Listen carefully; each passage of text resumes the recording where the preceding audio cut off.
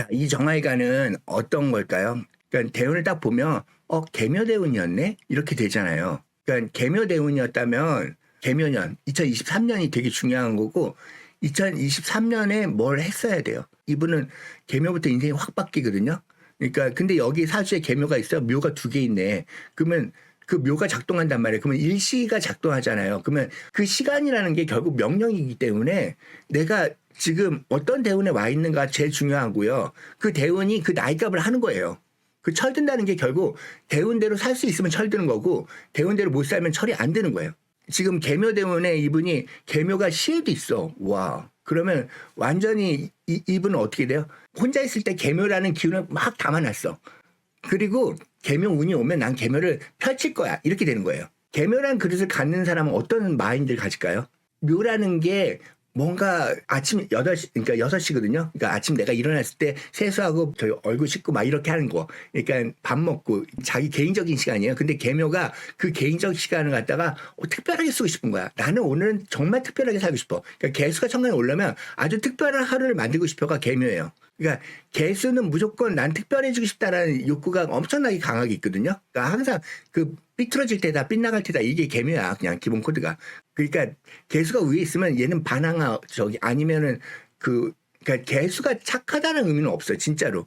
우리가 개수의 물상을 한번 보면요. 너는 독특해라는 코드를 가져야 돼요. 기본 코드가 물이잖아요. 근데 빗물이에요. 빗물. 그건 항상 있지가 않아. 그러니까 개수는 절대 잡을 수 없어요. 구름이에요. 개수는 정말 홍길동처럼 왔다 갔다 하는 거예요. 그러니까 내가 그 실체를 잡을 수 없을 때 개수다운 거예요. 그 시간들을 내 멋대로 썼고 내 자유대로 썼는데 그거를 대운에서 만난 거예요. 42세부터. 그러면 나는 내 마음대로 해도 돼. 내 시간을 내 마음대로 해도 돼. 너가 평생 했던 그 혼자서 꿈꿨던 그것들이 다 열려요. 뭐 어때? 이렇게 돼요. 그러니까 계묘가 되면 이제 뭐 어때가 돼가지고 그러면서도 독특함을 만들고 근데 그 전에 많이 만들어놨다면 이 사람이 계묘대운에 굉장히 개성적인 자기 언어나 개인적인 활동하겠죠. 그거 아무도 못 말려요. 그러니까 묘도 못 말리는데 개수는 더 못 말려. 그러니까 일단 묘가 들어오면 이혼한다 뭐 이런 것도 돼요. 그러니까 왜냐면 집을 아침에 나가니까. 그러니까 묘시는 내가 나갈 준비를 하는 거야. 헤어질 준비를 하는 거야. 묘시에 같이 있을 생각을 하지 않아요. 그러니까 나하고 생각이 맞는 사람만 만나려고 해요. 한국이라는 계묘를 너무 싫어해. 그러니까 한국은 가족을 버리지 말고 함께 해야 되고 또 정이 있어야 되고 너무 또 튀면 안 되고 그런데 이 사람이 너무 착해. 그러면 모나게 안 살겠죠. 그러면 그때 망하는 거예요. 근데 봐봐요. 이 사람이 착할까 안 착할까 한번 보세요. 위에가 상관 정관이야. 첫 번부터. 그러니까 천간이 상관 정관이라는 것은 정관을 내가 무지무지 싫어한다요. 그러니까 정관이라는 그 틀을 갖다가 항상 내가 깨부시고 싶어 하는 사람이에요.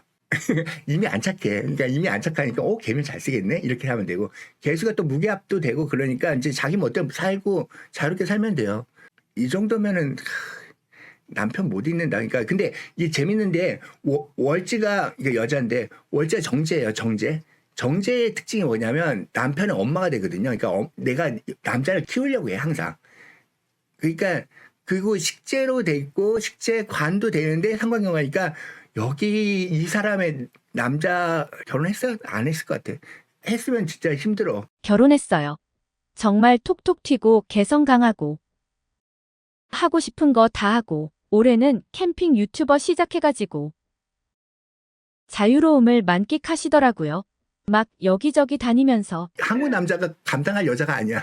그러니까 맞아요. 남편분이 많이 이해를 해주시는데 마음대로 하셔. 저기 한국 남자면 완전히 성인군자야. 그러니까 그러면 운이 되게 좋은 거야. 계묘년에 그러면 계묘년이 시작했고 그다음에 갑진이란 말이에요.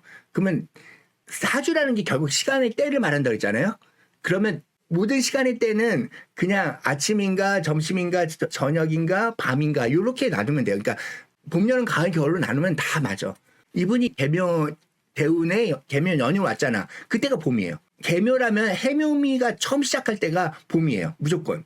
그러면 해묘미 년을 중심으로 해서 봄, 여름, 가을, 겨울을 만들면 돼요. 그러면 이분이 봄이 언제였어요? 2023년이었잖아.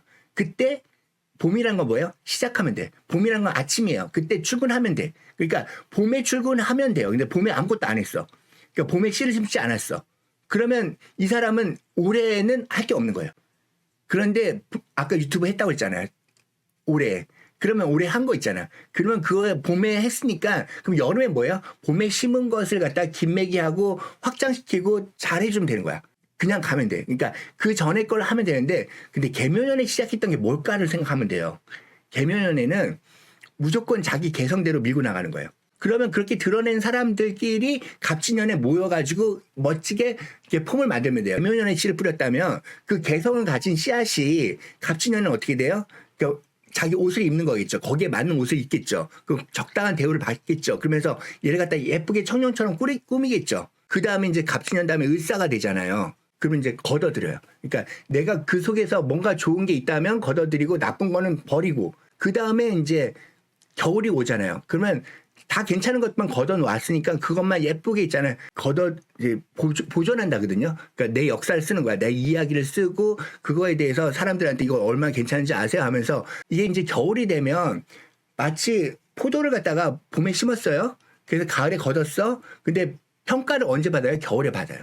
겨울에 야 이 포도 진짜 맛있다. 정말 달다 안 셔. 막 이렇게 하면서 사람들이 이 포도에 대한 소문들이 막 생길 거 아니에요. 그게 겨울이에요.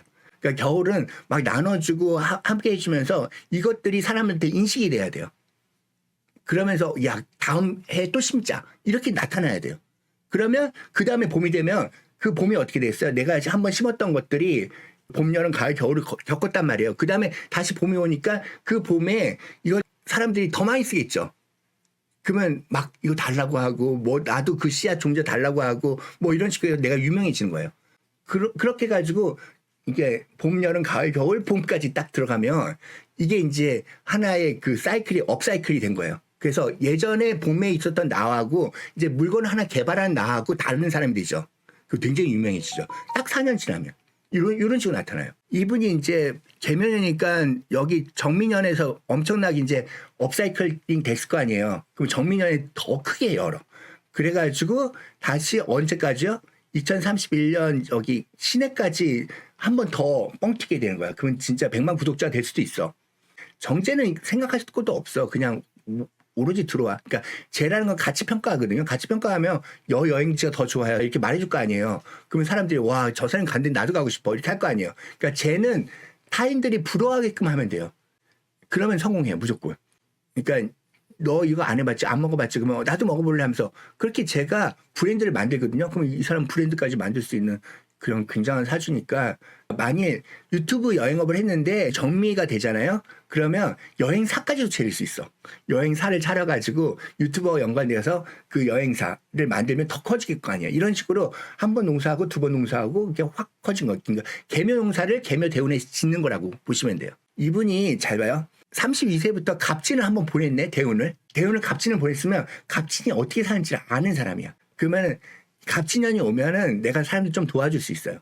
아, 갑진년은 이런 거야 하면서. 내년 갑진년에는 뭐예요? 남 많이 도와주고요. 저기 지금 했던 거 확장시키고요. 거기다 정체성 만들려고 브랜드 만들려고 계속 노력하시고요. 그러면 되겠죠. 술토가 있는 사람들이 있잖아요. 내년에 갑진년의 변화들. 간단하게 설명해 주실 수 있나요?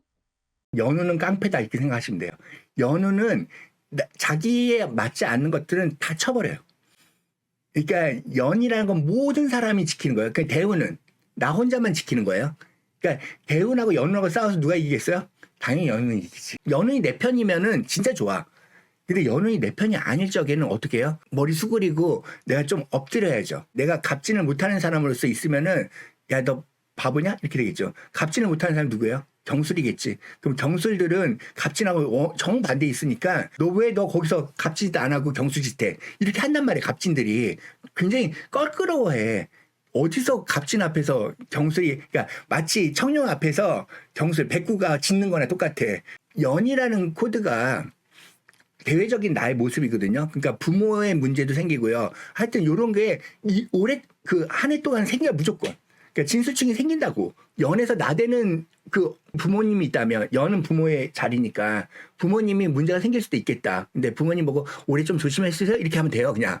그다음에 월을 보니까 신이야. 신하고 진하고는 어떻게 해요? 신자지랑 딱 연결되지. 너 정말 잘 맞네? 그러면 같이 움직여줄래? 하면서 너의 능력을 부른다고. 그러니까 진년에 신자지는 부른다고 했잖아요. 제가. 그래서 그때 진한테 조금만 도와주면 돼. 근데 내가 할 건 뭐야? 사실은 묘잖아요.